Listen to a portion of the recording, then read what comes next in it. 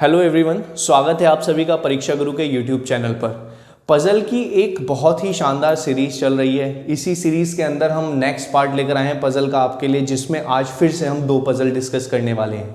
Sitting arrangement की दोनों puzzle होने वाली हैं, एक लीनियर सिटिंग अरेंजमेंट होने वाला है और एक रेक्टेंगुलर सिटिंग अरेंजमेंट होने वाला है। तो बिना कुछ देरी किए चलते हैं हमारे पहले क्वेश्चन की तरफ। बाइलिंगुअल क्वेश्चन यहाँ पर अपीयर होगा, आपको वीडियो पॉज कर कर उसको पहले सॉल्व करने की कोशिश करनी है, अगर आपको प्रोसीजर पता है तब। नहीं पता तो मैं यहाँ पर मौजूद हूँ आपको बताने के लिए। शुरू करते हैं अपने पहले क्वेश्चन के साथ, आज के लीनियर सिटिंग अरेंजमेंट। देखिएगा क्या कह रहा है क्वेश्चन नंबर 1। 7 व्यक्ति हैं A B C D E F और जी एक सीधी पंक्ति में उत्तर की ओर मुख कर कर बैठे हुए हैं, उत्तर का सामना करके बैठे हुए हैं। अब देखिएगा जरा यहाँ पर, जब भी वो बात करेगा डायरेक्शन की, तो आपको टॉप पर मानना है हमेशा नॉर्थ, कि टॉप पर कौन सी डायरेक्शन है, उत्तर दिशा मानी जाएगी, ठीक। और नीचे की तरफ दक्षिण दिशा मानी जाएगी, साउथ डायरेक्शन नीचे की तरफ मानी जानी है। इतना कंफर्म रखिएगा। सिटिंग अरेंजमेंट में, लीनियर सिटिंग अरेंजमेंट में यही दो डायरेक्शन की वो आपसे चर्चा करेगा। नॉर्थ ऊपर इसलिए माना जाता है ताकि आप इजीली इसको कंसीडर कर सकें कि क्या लेफ्ट है, जो आपका लेफ्ट है, क्योंकि आप इधर फेस कर कर बैठे होंगे, तो जो आपका लेफ्ट है वही लेफ्ट रहेगा क्वेश्चन में, और जो आपका राइट है वही राइट रहेगा क्वेश्चन में, जब लेफ्ट और राइट देगा तब। कल हमने डिस्कस किया था कि भाई जो पजल में पहला पैराग्राफ होता है वो केवल वेरिएबल्स को बताता है, जैसा कि इस क्वेश्चन में बता रहा है वेरिएबल्स कि 7 पर्सन हैं जो एक लाइन में बैठे हैं उत्तर की तरफ फेस करके। तो पहला वेरिएबल हो गया 7 पर्सन्स, और उनके पास, प्रत्येक के पास कुछ सिक्के हैं। कितने कितने सिक्के हैं वो दे रखी है संख्या, 10 11 12 13 14 15 16, इतने सिक्के उनके पास दिए गए हैं। अब देखिएगा जरा, फिर से वही बात मैं कह रहा हूं कि जब किसी एक पर्सन की पोजीशन फिक्स होगी तभी क्वेश्चन को हम आगे बढ़ाएंगे। देखते हैं जरा क्या कह रहा है वो, कि सी के पास सिक्कों की अभाज्य संख्या है। तो देखते हैं जरा संख्या क्या क्या है। सिक्कों की संख्या है 10 से लेकर 16 तक। 7 लोग हैं, 10 से लेकर 16 तक सी के पास हैं अभाज्य सिक्के।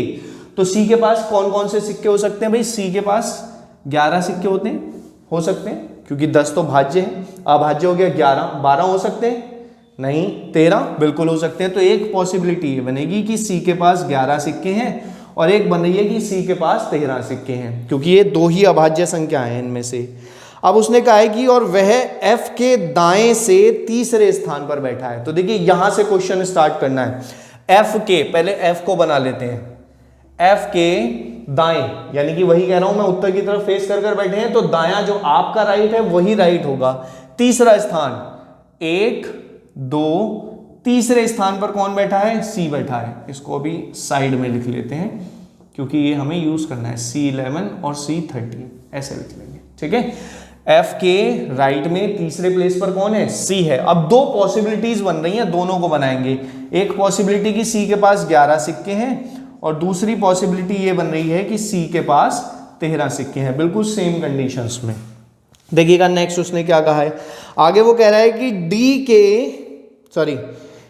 वह व्यक्ति जिसके पास 13 सिक्के हैं वो डी के तत्काल लेफ्ट में बैठा है, और डी के पास 14 सिक्के हैं। तो देखो जरा, वह व्यक्ति जिसके पास 13 सिक्के हैं, ये रहे 13 सिक्के, जिसके पास 13 सिक्के हैं, इसमें भी बात नहीं कर रहे क्योंकि 13 का पता ही नहीं है। 13 सिक्के हैं, वो व्यक्ति डी के तत्काल लेफ्ट में बैठा है, इमीडिएट लेफ्ट में। ये लेफ्ट में बैठा है किसके? डी के। तो डी यहां होगा, इसका फेस ऊपर है ना उत्तर की तरफ, तो ये हो गया लेफ्ट। डी के तत्काल लेफ्ट में बैठा है, और डी के पास कितने सिक्के हैं? 14 सिक्के हैं, 14 सिक्के हैं उसने कहा है। अब यहां पर डी की पोजीशन अभी फिक्स नहीं है, लेकिन इतना फिक्स है, इसको हमने यूज कर लिया है, इसको कट कर देते हैं। इतना फिक्स है कि डी के पास 14 सिक्के होंगे, और जो भी इसके इधर होगा उसके पास 13 सिक्के होंगे। ये कंडीशन फिक्स है एक हमारे पास। नेक्स्ट देखिएगा उसने आगे क्या कहा है। वो कह रहा है डी एफ के लेफ्ट में बैठा है, D sits to the left of F. देखो यहां एफ के राइट में आ गया डी, तो ये वाली पोजीशन तो हो गई खत्म। ये पॉसिबिलिटी को हमने कर दिया एलिमिनेट, क्योंकि डी यहां कहां है? एफ के राइट में है, लेकिन इसने क्या कहा है? डी एफ के लेफ्ट में बैठा है, तो एफ के जस्ट लेफ्ट में किसको बिठा देंगे? डी को बिठा देंगे। डी के पास कितने सिक्के हैं? 14 सिक्के हैं। उसके बराबर वाले के पास कितने सिक्के हैं? 13 सिक्के, यानी कि एक पर्सन यहां और आएगा। देखिएगा कुल कितने पर्सन हो गए? 1 2 3 4 5 6 पर्सन मुझे यहां पर दिखाई दे रहे हैं। आगे देखते हैं जरा उसने क्या कहा है। बी उस व्यक्ति के लेफ्ट में दूसरे स्थान पर बैठा है जिसके पास 11 सिक्के हैं। इसको मैं मिटा देता हूं। देखिएगा जरा, ये कंडीशन मैं जरा 2 बार बना रहा हूं। 13 D 14 F C 11 क्यों 2 बार बनाई, जरा समझिए अब इस चीज को। इसमें एक व्यक्ति और आना है क्योंकि टोटल 7 पर्सन है। यहां कितने दिखाई दे रहे हैं? हमें 6 पर्सन दिखाई दे रहे हैं। 3 और 3 6। वो एक व्यक्ति या तो यहां पर होगा राइट साइड में बिल्कुल कॉर्नर में, या यहां पर होगा। वो मैं यहां बना लेता हूं। तो ये 2 पॉसिबिलिटीज होंगी, इसलिए मैंने इसको यहां पर 2 बार बनाया है। देखिए आगे उसने क्या कहा है। उसने कहा है कि बी उस व्यक्ति के लेफ्ट में दूसरे स्थान पर है जिसके पास 11 सिक्के हैं। देखिएगा 11 सिक्के किसके पास हैं? इसके पास। बी इसके लेफ्ट में है दूसरे स्थान पर 1 2, तो यहां कौन आ गया? बी आ गया। इसका हमने यूज कर लिया। ऐसे ही यहां पर 11 सिक्के हैं 1 2, यहां कौन आ गया? बी आ गया। आगे देखिए क्या कह रहा है। जी के पास 15 सिक्के हैं और वो ए के लेफ्ट में दूसरे स्थान पर बैठा है। दो कहीं ए है, यहां पर कहीं ए है, तो देखते हैं जरा ये क्या कहना चाह रहा है। ए के लेफ्ट में एक पर्सन और फिर कौन? जी आएगा और इसके पास कितने सिक्के हैं? 15 सिक्के हैं। इसको पुट कर देखते हैं जरा। यहां पर देखो, यहां पर क्या पॉसिबिलिटी बन रही है कि ये यहां पर फिक्स हो जाए। खाली स्थान पर ये दोनों पर्सन आने चाहिए। देखो ए को यहां रखो, इधर तो पर्सन है ही नहीं क्योंकि जी यहां आ ही नहीं सकता। ए को यहां रखो, क्या ये ब्लैंक है? चलो मान लिया ब्लैंक है, यहां बी है, लेकिन यहां जी आ जाएगा? नहीं आएगा। ये वाला जी, ये पोजीशन यहां पर कभी भी फिक्स नहीं होगी। ये यहां फिक्स हो जाएगा। देखो ए, फिर इस ब्लैंक की जगह सी आ गया और फिर कौन आ जाएगा? जी और 15। इस तरह से पुट कर देखना। ऐसे ही देखो यहां पर क्या ए यहां आ सकता है? ये वाला ए, भाई ए आ गया यहां पर, तो ये खाली पर बी हो गया, लेकिन यहां पर जी नहीं आ सकता, तो ये ए यहां नहीं आएगा। ऐसे ही ए यहां भी नहीं आएगा, यहां नहीं आएगा। इसका मतलब ये पॉसिबिलिटी भी एलिमिनेट हो चुकी है। ठीक है, देखिएगा नेक्स्ट उसने क्या कहा है। आगे वो कह रहा है ए के पास ना तो 10 सिक्के हैं और ना ही 12 सिक्के हैं, और एफ के पास बी से अधिक सिक्के हैं। देखो ए के पास ना तो 10 सिक्के हैं और ना ही 12 सिक्के हैं। तो देखो यहां पर इन दोनों के पास 10 या 12 सिक्के होंगे, क्योंकि ना ए के पास 10 है ना 12 है, तो 10 और 12 यहीं आ सकता है। और एफ के पास बी से अधिक सिक्के हैं, तो एफ के पास 12 हो गए और इसके पास 10 हो गए। इतना कंफर्म है। ए के पास ना तो 10 है ना 12, तो 10 और 12 यहां आएगा, और एफ के पास अधिक थे तो 12 यहां 10 यहां। कितने सिक्के बाकी हैं? केवल 16 सिक्के वाला कंडीशन बाकी है, और एक पर्सन बाकी है। कौन? ई। ये हो गई आपकी पजल पहली वाली सॉल्व, जो कि इस क्वेश्चन में आपको दिखाई दे रही है, यहाँ पर अपीयर कर रही है। ठीक है, तो इस तरह से प्रोसीड करना हमें स्टेप बाय स्टेप। पजल को सॉल्व करना कोई भी मुश्किल काम नहीं है, अगर आप स्टेप बाय स्टेप कनेक्ट कर पा रहे हैं चीज़ों को तब। इस वीडियो को एक बार फिर से देखिएगा इस क्वेश्चन को करने से पहले, कि कैसे कैसे स्टेटमेंट्स को कनेक्ट किया गया है। मैंने कोई पर्टिकुलर प्रोसीजर फॉलो नहीं किया है कि ऐसे ही करना है, केवल कनेक्ट किया है मैंने जो जो इंफॉर्मेशन मुझे मिलती जा रही है उसके बेसिस पर। ठीक है, तो इस तरह से आप लीनियर सिटिंग अरेंजमेंट को सॉल्व कर सकते हैं। नेक्स्ट हम पार्ट पर मूव कर रहे हैं, हमारे सेकंड क्वेश्चन पर, और सेकंड क्वेश्चन होने वाला है हमारा सिटिंग अरेंजमेंट पर ही, लेकिन रेक्टेंगुलर सिटिंग अरेंजमेंट होने वाला है और इंपॉर्टेंट होने वाला है। क्यों? देखिएगा, समझिए क्या। पिछली वीडियो डिस्क्रिप्शन में लिंक मिल जाएगा, आई बटन से भी आप देख सकते हैं। पिछली वीडियो में हमने डिस्कस किया था सर्कुलर सिटिंग अरेंजमेंट, जिसमें सभी का फेस इनसाइड द सर्कल था, यानी कि अंदर की तरफ फेस कर कर बैठे हुए थे। आज हम जो क्वेश्चन करने वाले हैं उसमें 4 पर्सन बाहर की तरफ फेस करके बैठे होंगे और 4 पर्सन ही अंदर की तरफ फेस करके बैठे होंगे। बहुत ध्यान से समझिएगा, step by step important question है। क्वेश्चन अपीयर हो चुका है आपकी स्क्रीन पर, देखिएगा जरा। 8 पर्सन है, बहुत जल्दी से पढ़ेंगे। पर्सन के नाम दे रखे हैं, सिटिंग अराउंड है स्क्वायर टेबल। स्क्वायर टेबल में है तो मैं स्क्वायर बना रहा हूं, आपको बनाने की जरूरत नहीं भी होगी। देखिएगा जरा, ऐसे बना लेंगे कि भाई एक स्क्वायर टेबल है इस तरह से। अब देखो क्या कहा है उसने आगे, 4 of them sit at the corner while 4 of them sit in the middle of each of 4 sides। 4 लोग कॉर्नर पर बैठे हैं, यहां कॉर्नर्स पर बैठे हुए हैं, ये 1 2 3 4, और 4 लोग मिडिल में बैठे हुए हैं ईच साइड के। ठीक, आगे वो कह रहा है the ones sitting in the middle of sides are facing the centre. जो मिडिल में बैठे हैं साइड की, वो सेंटर की तरफ फेस किए हुए हैं, इस तरह से देखिएगा, सेंटर की तरफ फेस किए हुए हैं। और the ones sitting at the corner are facing outside. जो कॉर्नर पर बैठे हुए हैं उन्होंने बाहर की तरफ फेस किया हुआ है, उन्होंने बाहर की तरफ। तो 4% का फेस अंदर है, 4 का बाहर है। बस यही बॉक्स 2 बार बना लेते हैं जरा, क्योंकि कम से कम 2 पॉसिबिलिटीज तो देखने के लिए हर पजल में मिल ही जाती हैं आराम से, जैसा कि अभी पिछले क्वेश्चन में भी हमें देखने के लिए मिला था। आउटसाइड फेसिंग और ये हो गया इनसाइड फेसिंग। ठीक है, देखते हैं जरा, पढ़ते हैं कंडीशन। पहले पैराग्राफ में केवल डिटेल दी हुई है कि कौन कौन से पर्सन है, DEFGHIJK, केवल ये पर्सन है हमारे पास। देखिएगा क्या कह रहा है वो, F sits second to the right of G।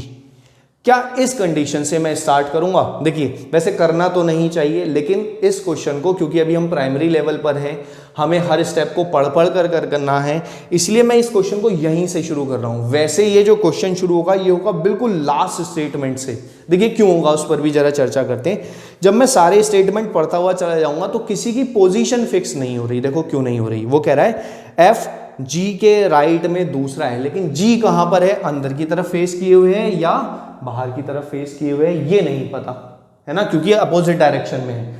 अगर हाँ ऐसा होता कि सबका फेस एक तरफ होता तो मैं कंडीशन जनरेट कर सकता था कि जी भाई सेंटर में हो सकता है या कॉर्नर में हो सकता है ना। अभी भी वही करेंगे, लेकिन एक कंडीशन बताना चाह रहा हूं मैं कि कैसे हम इसको लास्ट स्टेटमेंट से सॉल्व करेंगे। पढ़ो जरा लास्ट स्टेटमेंट क्या है। E does not sit at any of the corner। E corner पर नहीं है, तो E को कहीं पर भी सेंटर में बिठा लेंगे, जहां आपका मन करे वहां बिठा लीजिएगा, ऐसा कुछ नहीं है। तो यहां से शुरू होता वैसे ही क्वेश्चन, लेकिन बेसिक लेवल से हम शुरू करते हैं स्टेटमेंट नंबर 1 से। F सेकंड प्लेस पर बैठा है G के राइट में, तो पहले मैं G को एक बार सेंटर पर बिठा लेता हूं। G यहां बैठा है, अगर सेंटर पर, कहीं भी बिठा सकते हैं किसी भी सेंटर पर, मैं यहां से शुरू कर रहा हूं केवल क्वेश्चन को। G के राइट में 1 2 सेकंड प्लेस पर कौन बैठा हुआ है, F बैठा हुआ है, पहली पॉसिबिलिटी। दूसरी पॉसिबिलिटी देखिएगा जरा, अगर G कॉर्नर पर बैठा हुआ है, यहां सेंटर में था तो यहां मैंने कॉर्नर पर लिया है, 2 पॉसिबिलिटी हो सकती हैं। तो G का राइट इधर चलेगा। देखिए लेफ्ट राइट के लिए आप प्रीवियस वीडियो देख सकते हैं, अदरवाइज क्या देखिएगा, आप खुद को कंसीडर कीजिए, यहां बैठा हुआ आपका लेफ्ट इधर होगा, राइट इधर होगा। ऐसे यहां फेस अंदर है, यहां देखो फेस बाहर है, फेस जब बाहर है तो लेफ्ट इधर होगा, खुद को कंसीडर करो यहां बैठा हुआ, तो लेफ्ट इधर और राइट इधर माना जाएगा आपके। तो राइट में दूसरे प्लेस पर 1 2, यहां कौन आ जाएगा, F आ जाएगा, कि राइट साइड में दूसरे प्लेस पर F बैठा हुआ है। Only 3 persons sit between F and J। F और J के बीच में केवल 3 लोग हैं, लेकिन लेफ्ट से है, राइट से ये नहीं दिया। लेकिन देखो क्या है यहाँ पर, अगर मैं इसके लेफ्ट में काउंट करूंगा 1 2 3 और फिर यहाँ आएगा J, 3 लोग बीच में, 1 2 3 और यहाँ कौन आ जाएगा, J। ऐसे अगर इधर से काउंट करूं तो 1 2 3, यहाँ कौन आ जाएगा, J। दोनों ही स्थिति में J यहीं आ रहा है, इसलिए इसको फिल किया जा सकता है। ऐसे यहाँ पर देखो F के जस्ट सामने आया ना, तो यहाँ भी F के जस्ट सामने आ जाएगा, 1 2 3 छोड़कर J और 1 2 3 छोड़कर J। इस तरह से दूसरी कंडीशन हमारी बन गई। नेक्स्ट देखिएगा क्या कह रहा है वो, D सिट्स, नहीं एक और कंडीशन छूट गई, only 1 person sits between J and I। J और I के बीच में केवल एक पर्सन है, लेफ्ट से भी हो सकता है, राइट से भी, लिखा हुआ है इधर फ्रॉम लेफ्ट और राइट। J और I के बीच में देखो J मौजूद है, J और I के बीच में एक पर्सन होना चाहिए, यानी कि J फिर एक पर्सन और फिर I, क्या यहाँ पर आ सकता है, देखो ये कंडीशन है, J और I के बीच में एक पर्सन होना चाहिए, इस तरह से, लेफ्ट में भी हो सकता है, राइट में भी हो सकता है ना, यानी कि ये भी हो सकता है I और ये J, कुछ भी हो सकता है इन दोनों में से। तो देखो J ये रहा, एक पर्सन और I यहां नहीं आ सकता, तो कहां आएगा, एक पर्सन और I आ जाएगा यहां पर, इसको मिटा दो, ठीक है। ऐसे यहां देखो J ये रहा, एक पर्सन और I यहां नहीं आ सकता, इसलिए एक पर्सन और I यहां पर आ जाएगा। ये बन गई भाई पॉसिबिलिटी हमारी, 2 चल रही हैं साथ ही साथ। आगे उसने क्या कहा है, D sits second to the left of K, D के लेफ्ट में दूसरे नंबर पर है, 1 2 दूसरे नंबर पर है डी के लेफ्ट में।